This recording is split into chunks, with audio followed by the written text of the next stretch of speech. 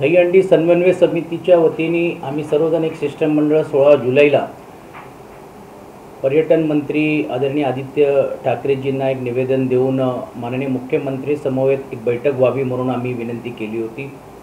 मला सांगण्याचा आनंद होतोय की काल माननीय मुख्यमंत्री कार्यालयातून ही बैठक आज आयोजित करण्यात आली आणि यामध्ये मी असेल सर्व मंत्रिमंडळातील सहकारी, राज्याचे मुख्यमंत्री, उपमुख्यमंत्री प्रताप सरनाईक असतील, बाळा नांदगावकर असतील, अजय चौधरी असतील, इतर सर्वांनी विशेषतः काल परवा आशिष शेलारांनी पण माननीय मुख्यमंत्री यांच्याशी चर्चा करण्याचा प्रयत्न केला होता आणि त्याचा एक भाग म्हणून आज या समन्वय समितीच्या बरोबर एक बैठक झाली। गेल्या वर्षी देखील ही बैठक व्हावी अशी आमची अपेक्षा होती, परंतु गेल्या वेळचा कोरोनाचा जो एकंदरीत प्रभाव होता त्यामुळे ती बैठक होऊ शकली नाही आणि आज बैठकीच्या माध्यमातून सर्व टास्क फोर्स असतील, पोलीस कमिशनर असतील, गृहमंत्री असतील, उपमुख्यमंत्री असतील, या सर्व समवेत चर्चा करून आम्ही एक दोन महत्त्वाच्या गोष्टी मांडण्याचा प्रयत्न केला की आम्हाला या गोष्टीची जाणीव आहे की कोरोना हे जे संकट अजूनपर्यंत गेलेलं नाही आहे, पण आता मग लोकल ट्रेनला जसं 2 वॅक्सिनेशनची तुम्ही परवानगी दिली तसं हा साहसी खेळ म्हणून घेऊन गेल्या शासनामध्ये देखील याचा अंतर्भूत केला होता। म्हणूनच त्याला एक सिम्बॉलिक एक प्राथमिक म्हणा तुम्ही ह्याला मान्यता द्यावी आणि तिकडे जिकडे आपण प्रॅक्टिसेस करतो, चाळीच्या समोर करतो, तिकडे मर्यादित संख्येमध्ये, मर्यादित वेळेमध्ये ही परवानगी मिळावी म्हणून आग्रही मागणी सुरुवातीला आम्ही केलं आणि सर्वच त्याच्यामध्ये लोकांनी ती भूमिका समन्वय समितीच्या लोकांनी घेतली। सर्व टास्क फोर्सच्या काही डॉक्टर्सनी, मेजर डॉक्टर्सनी जे येणारी जी तिसरी लाट आहे त्याच्यातल्या ज्या काही अडचणी आहेत आणि विशेषतः चिकन पॉक्स कसे आहेत त्या दृष्टिकोनातून हे प्रभाव मोठ्या प्रमाणावरती कोरोनाचा वाढण्याची शक्यता नाकारता येणार नाही आणि इतर सर्व उत्सवामध्ये किंवा ट्रेनमध्ये आपण हे मॉनिटर करू शकतो, परंतु गोकुलाष्टमीचा सण हा खांद्याला खांदा लावून झाल्याशिवाय होत नाही, अशा सर्व काही गोष्टीचा देखील उल्लेख त्यांनी केला आणि म्हणून त्याचा जास्त मोठ्या प्रमाणावरती प्रभाव वाढू शकतो असं देखील टास्क फोर्सच्या लोकांनी सांगितलं।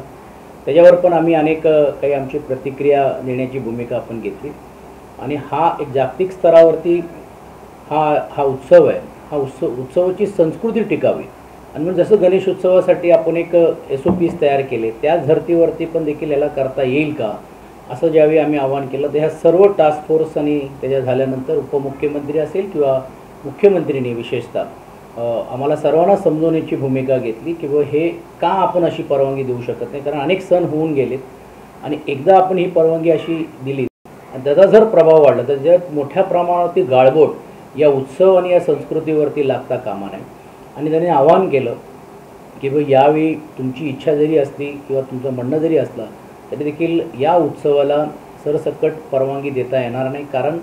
आम्ही मॉनिटर करायला कशा प्रकारे करणार, 2 वॅक्सिनेशन आहेत का, मग तो परवानगी देताना तेवढ्या सर्व यंत्रणावरती जो असलेला ताण किंवा काय सर्व गोष्टी पाहता त्यांनी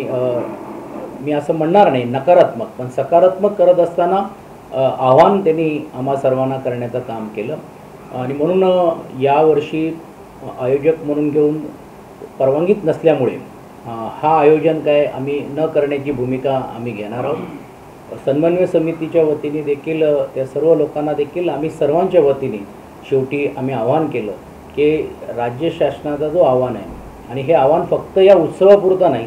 तर त्याच्यामुळे येणाऱ्या काळामध्ये तिसरी लाट असेल किंवा त्याच्यामुळे येणाऱ्या काळामध्ये जी उद्भवणारी जी परिस्थिती आहे ही पाहता तूर्त यावर्षी हा उत्सव न साजरा करता जसं गेल्या वर्षी सामाजिक भान ठेवून रक्तदान शिबिरं असतील, सामाजिक उपक्रम असतील त्याच्यामध्ये आपण पुढाकार घेऊ आणि एका काळामध्ये जसं स्वाईन फ्लू आला होता त्यावेळी आपण एकीचं जसं आपण दर्शन दाखवण्याचं काम केलं तसंच या कोविडला मात करण्यासाठी आपण सर्वजण मिळून आयोजक असतील किंबहुना या मंडळातील सर्व सदस्य असतील परत एकदा त्याच जिद्दी जोमाने सामाजिक दृष्टिकोनातून हा उत्सव आपण साजरा करण्याचं काम आपण या निमित्ताने आपण करूया। एक गोष्ट नक्कीच आवर्जून सांगावं लागेल की समन्वय समितीचा एक शासनाबरोबर चर्चा व्हावी, हा एक व्यासपीठ व्हावा, कारण एवढ्या मोठ्या प्रमाणावरती संघटित असलेला जो तरुण वर्ग आहे त्याच्या मनामध्ये एक खंत नेहमीच असायची की आम्हाला आमच्या या विषयावरती कोणीच का बोलत नाही किंवा कोणीच चर्चा करत नाही, पण आज नक्कीच मला आभार आदित्यजींचे आणि राज्याचे मुख्यमंत्री आणि उपमुख्यमंत्र्यांचे आणि प्रशासनाचे यासाठी मांडायचे की किमान त्यांनी डायलॉगच्या माध्यमातून, चर्चेच्या माध्यमातून या सर्व विषयाची चर्चा त्यांनी आमच्याबरोबर केली आणि अंतिम स्वरूपामध्ये कळकळीचं आव्हान राज्य शासनाच्या वतीने स्पष्ट रीतीने करण्यात आला की जेणेकरून त्याचा प्रभाव अजून मोठ्या संख्येने वाढता कामा नये. काही आकडे आमच्यासमोर ठेवण्याची भूमिका देखील घेतली गेली व कशा प्रकारे गेल्या सप्टेंबरमध्ये आणि आता आपण जर तुलना केली तर कसे आकडे आपल्याला आता दुर्दैवाने वाढत आहेत किंवा वाढण्याची शक्यता आहे. नीती आयोगाने पण काही सूचना केंद्र सरकारच्या माध्यमातून देखील प्रत्येक राज्यांना दिलेल्या आहेत. त्याची चर्चा टास्क फोर्सच्या काही डॉक्टर्सनी केली. काही टास्क फोर्सच्या डॉक्टर्सनी ही भूमिका मांडलेली आहे. हे मी आपल्याला ऑन रेकॉर्ड सांगू शकतो की बस सिम्बॉलिक करायलाही काही आपल्याला करता येईल का, पण मोठ्या संख्येने किंवा मोठ्या प्रमाणावरती प्रशासन आणि टास्क फोर्सची भूमिका होती की आपण ह्याला जर टाळलं तर हे जे कोविडची जे संकट आहे ते अजून वाढण्यामध्ये आपण कुठेतरी हातभार लावतो असं होता कामा नये. म्हणून ते होऊ नये म्हणून ती भूमिका घेतली आणि त्या भूमिकेच्या आधार आणि विशेषतः आधार ठेवून जे त्यांनी जे म्हटलेले आहे त्याचा विचार करूनच यावर्षीचा हा उत्सव न साजरा करण्याची भूमिका घेत असताना पारंपरिक आपला उत्सव हा जो आहे किंवा जन्म आहे ते आपण निश्चितपणे करू, पण समाजामध्ये सेवाभावी वृत्तीने आपण काम करण्याचा प्रयत्न आपण करूया अशी भूमिका या निमित्ताने घेण्याचं काम आम्ही करणार आहोत. भाजप आमदार राम कदम यांनी मात्र वेगळी भूमिका घेतली आहे. कुठल्याही परिस्थितीत जरी आम्ही उत्सव करणारच अशी भूमिका त्यांनी घेतलेली आहे. आजही माननीय मुख्यमंत्री सांगत असताना त्यांनी एक गोष्टीचा निश्चितपणे उल्लेख केला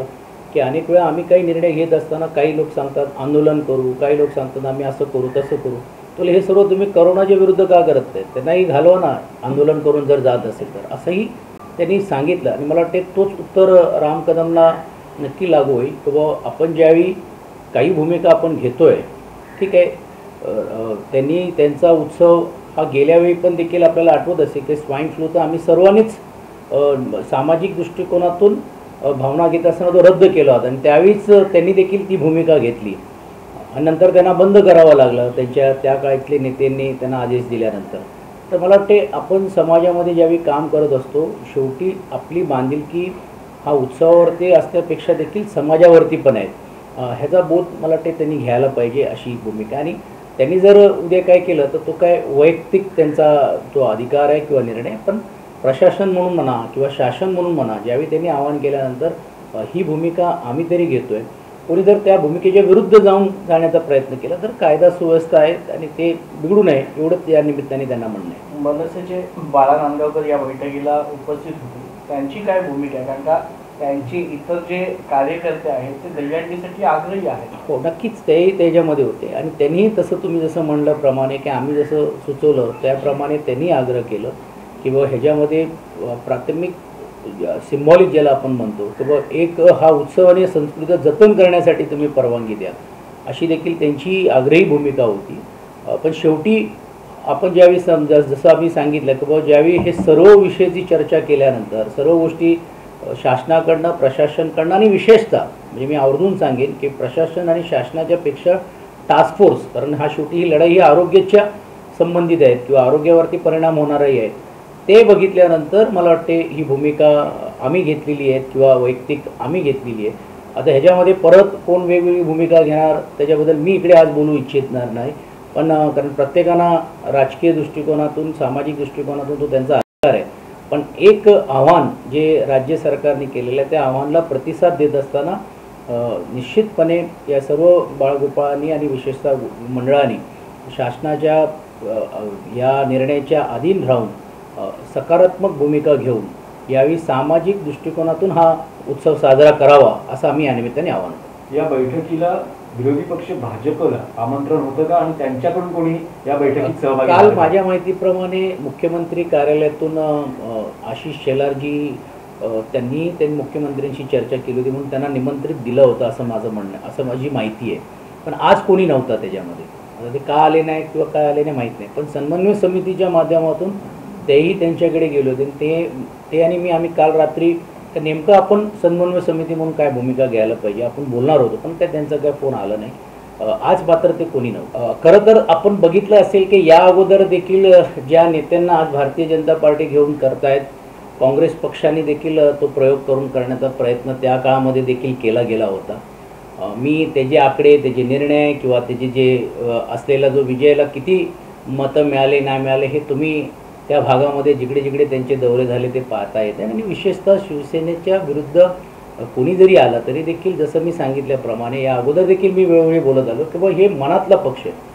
आणि प्रत्येक अडीअडचणीला धावून येणारा पक्ष म्हणून घेऊन, आणि विशेषतः शिवसैनिकांची ख्याती आहे गटप्रमुखपासून शाखाप्रमुखपासून तर तिकडचे असलेले लोकप्रतिनिधीपर्यंत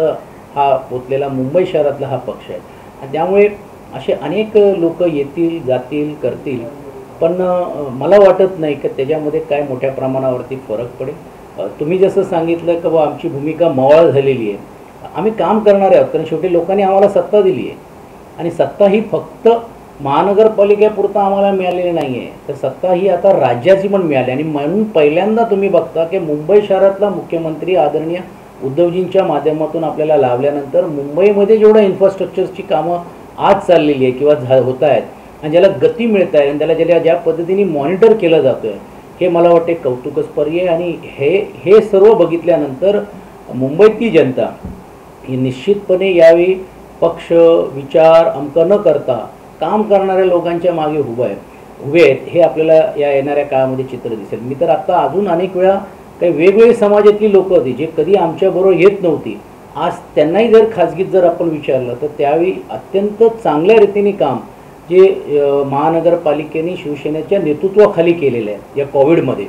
त्याचाही मोठ्या प्रमाणावरती लोक यावेळी स्पष्ट सांगत आहेत की ही यावेळी तरी मात्र आम्ही निश्चितपणे आमचा हक्काचा मत हे आम्ही शिवसेनेला देऊ. म्हणून काहींच्या मनामध्ये प्रश्न निर्माण होत आहेत की आमचीच वोट बँक चालली आहे का, म्हणून हे केवळवानी प्रयत्न त्यांचा चाललेला आहे की काही करून आपल्या कार्यकर्त्यांमध्ये कसं जोश आणता येईल. म्हणून आम्ही मवाळ नाही झालो, ते मवाळ झालेले आहेत. त्यांना त्यांचे लोकप्रतिनिधी आमदार नगरसेवक जे तिकडचे जे आहेत त्यांच्यासमोर लोक त्यांचे मतदार बोलत आहेत की यावेळीचं मत हा आम्ही शिवसेनेलाच देणार आहोत. म्हणून ही भीती मनामध्ये निर्माण झाल्यामुळे मुंबई शहरामध्ये एकही लिडरशिप भारतीय जनता पार्टीचा तो प्रभावरीतीने सर्व वॉर्डामध्ये जाऊ शकल्या नसल्यामुळे त्यांच्यातलं जो ऊर्जा जो कमी होतोय तो फक्त वाढवण्याचा प्रयत्न आहे. त्यासोबत सर एक देवेंद्र फडणवीस यांनी एक वक्तव्य केलेलं आहे की महाविकास आघाडी म्हणजे सत्तेच्या गुराला बसलेले मुंगळे आहेत, अशा प्रकारचं एक वक्तव्य. दुर्दैवाने म्हणावं लागेल की ज्यावेळी आपण अशी कुठची भूमिका आपण बोलतो, एक बोट ज्यावेळी तुम्ही दुसऱ्यांना दाखवता 4 बोटं तुमच्याकडे पण जात आहे. मग ज्यावेळी भारतीय जनता पार्टी आणि शिवसेनेची युती झाली होती त्यावेळी हा त्यांचा वक्तव्य का नाही राहिलो. आज आपण एक समजून घ्यायला पाहिजे की ही आघाडी ही का झाली, त्याची पार्श्वभूमी काय आहे हे त्यांना सर्वात जास्त माहीत आहे. आणि ज्यावेळी आम्ही एक कॉमन मिनिमम प्रोग्राममध्ये आपण ज्यावेळी काम करत असतो त्यावेळी तो कॉमन मिनिमम प्रोग्राम लोकांसमोर घेऊन जायला पाहिजे. आणि आपण पाहता की अत्यंत चांगल्या रीतीने माननीय मुख्यमंत्री उद्धवजींच्या नेतृत्वाखाली एक कॉर्डिनेशन करून, आणि विशेषतः पवारसाहेब असतील आणि देशामध्ये सोनिया गांधी, राजीव गांधीजी, राहुल गांधीजी असतील ह्यांच्या नेतृत्वाखाली हे चाललेलं आहे. म्हणून मला वाटते काहींना आता ती एलर्जी वाटते म्हणून हे आगळ्या काहीतरी भूमिका मांडण्याचा प्रयत्न करत आहेत. इकडे कॉमन मिनिमम प्रोग्रामच्या अंतर्गत आम्ही लोकांसमोर गेलेलो आहोत आणि लोकांनी ते ॲक्सेप्ट केलेलं आहे. आणि आगामी काळामध्ये जे काही निवडणुका येतील त्यावेळी लोकांचा कौल कुठे आहेत काय आहेत हे आपल्याला दिसेलच. त्याबरोबर प्रिन्स सोमय्या यांच्या आरोपानंतर शिवसेना सचिव मिलिंद नार्वेकर यांनी दापोली इथला बंगला आपला फोडलेला आहे. दुसरीकडे आता शिवसेनेकडून मागणी होती की भाजपच्या काही नेत्यांचे बंगले देखील CRZ आहेत, बांधकामे CRZ आहेत. नारायण राणे यांच्या काल आमच्या तिकडचे स्थानिक आमदार वैभव नाईक यांनी काही भूमिका मांडलेली आहे आणि मला वाटते त्यांनी भूमिका मांडलेली आहेत. आता त्यांच्या भूमिकेला काय प्रतिसाद समोरच्यांकडनं येतो हे मला वाटते त्यांनाच विचारावं लागेल.